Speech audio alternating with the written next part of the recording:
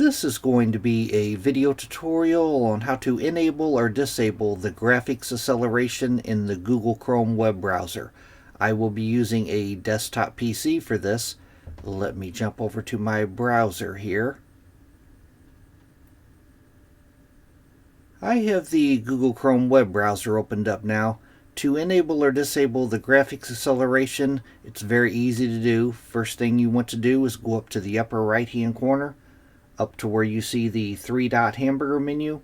You want to click on that.